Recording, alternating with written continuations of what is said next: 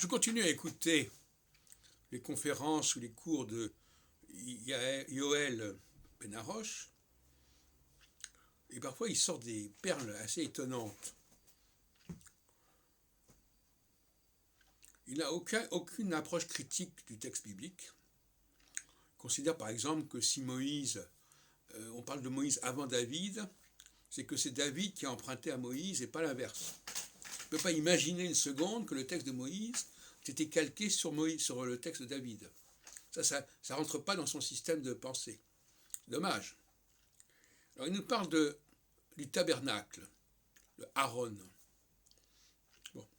Ils observent effectivement que David, dans Chronique 13 notamment, parle d'un Aaron Elohenu. Il s'agit de mettre en place.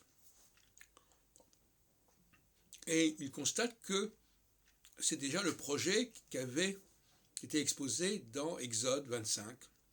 Va'asu Aaron. C'est le même mot Aaron qui est utilisé dans les deux cas. À ne pas confondre avec Aaron, le frère aîné de Moïse. Eh bien non, justement. En réalité, d'ailleurs en ce sens-là, André Belhassen est beaucoup plus sérieux que Yoel Ben-Haroche, parce que lui, il a une conscience extrêmement aiguë de l'intériorité des textes et de l'ancienneté des textes. Il ne commettrait pas ce genre de bévue. Mais dans sa façon de fonctionner, Yoel Ben-Haroche, bon, c'est écrit avant, donc ça, voilà, bon.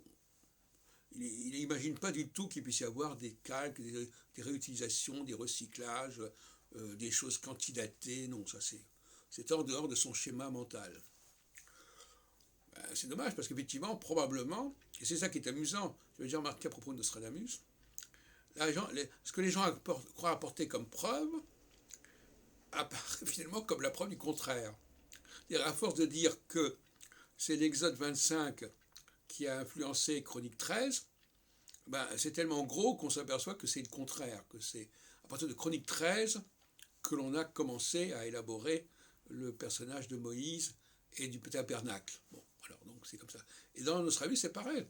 Parfois, on nous dit « Ah oui, mais ce quatrain, ça veut dire ceci ou cela, et ça correspond à ceci ou cela. » Et en réalité, ça montre bien qu'il y a on nous signale justement la source du document.